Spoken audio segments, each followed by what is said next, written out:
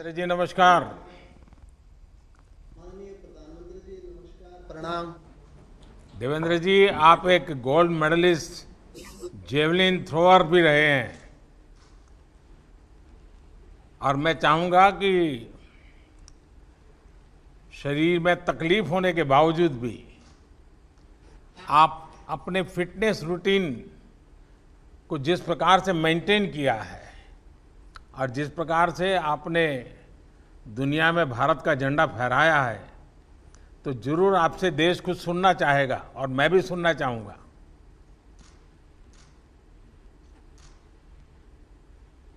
बिल्कुल, जब मेरी 9 साल की उम्र थी तो बिजली का करंट लगने से मुझे हाथ गंवाना पड़ा और मुझे ऐसा लगा कि जब हॉस्पिटल से मैं निकल रहा था तो ऐसा लगा कि मैंने सब कुछ खो दिया मेरी लाइफ में। लेकिन जब मैं घर पे पहुंचा तो माताजी ने कहा कि जाइए बाहर खेलिए आप। तो मैंने कहा कैसे खेलूं, अब मेरे तो हाथ ही नहीं है। लेकिन माताजी ने कहा कुछ नहीं बिगड़ा आपका, आप बाहर निकलिए, खेलिए बच्चों के साथ, आप भी औरों जैसे ही हैं। तो मैंने उस दिन घर से बाहर निकल के सोचा कि मैं कमजोर नहीं कहलाऊंगा, मैं सबसे फिट बन के दिखाऊंगा। उसके बाद खेल की शुरुआत की और 2 बार गोल्ड मेडल लिया पैरालंपिक्स में, 2 बार वर्ल्ड रिकॉर्ड ब्रेक किया मैंने। लेकिन मेरा ये मानना है कि जो फिट इंडिया जो अभियान चला है 1 साल में, हमें बहुत खुशी है। और सबसे बड़ी बात ये मानता हूँ कि जिस हिसाब से स्वच्छ भारत अभियान चला था घर घर तक, वैसे ये फिट इंडिया जो अभियान है वो भी घर घर तक पहुंचा है। मैं मानता हूँ 5 साल से लेकर के 80 साल तक के बच्चे भी इसमें, बुजुर्ग भी, सभी शामिल हैं। मेरी माताजी की एज 80 साल है, वो भी मॉर्निंग में टहलने जाती है कि मैं भी फिट बनूंगी। तो ये जो हमारा फिट इंडिया अभियान है बहुत ही बड़ा अभियान है ये, और हर व्यक्ति इससे जुड़ा है 1 साल में। देवेंद्र जी, मैं जानता हूं कि जब आपका इतनी बड़ी इंजरी हो गई, आपका एक हाथ एक प्रकार से चला गया और उसके कई परेशानियां आपने झेली। मैंने सुना है कि आपने तो बिल्कुल रिटायरमेंट होने के लिए भी सोच लिया था। तो क्या आपको अपनी फिटनेस को रिगेन किया और कई मेडल भी जीते जैसा आपने बताया। मैं जानना चाहूंगा, देश जानना चाहेगा, ये कैसे संभव हुआ?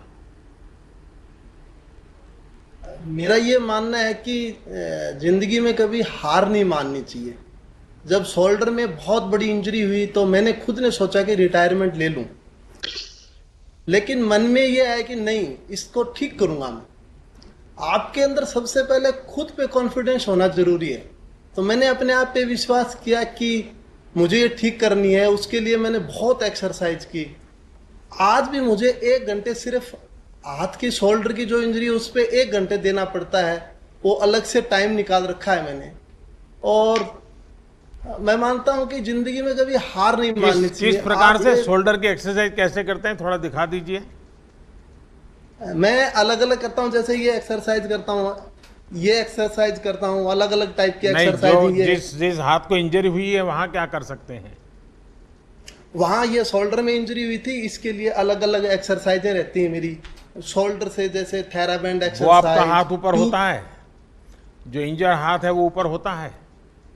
नहीं, ये भी हाथ ऊपर होता है मेरा। हाँ। हाँ, बताइए। तो इसके लिए मैं अलग अलग एक्सरसाइज करता हूं। जैसे किसी टाइम में थेराबैंड तो मेरे पास नहीं थी, लेकिन मैं ट्यूब से भी एक्सरसाइज करता था। साइकिल ट्यूब लेके आते थे, हम खरीद के लेके आते थे, उससे एक्सरसाइज करते थे, क्योंकि उस टाइम में मेरे पास संसाधन बहुत कम थे। चलिए देवेंद्र जी, आपने तो एक बड़ा प्रेरक काम किया है और लोगों का हौसला भी बुलंद किया। और जब आपने बताया कि आपकी माताजी आज 80 साल की उम्र में भी टहलने जाती हैं, ये अपने आप में माँ के आशीर्वाद आप पर भी बने हैं। मेरी आपको बहुत शुभकामनाएं हैं।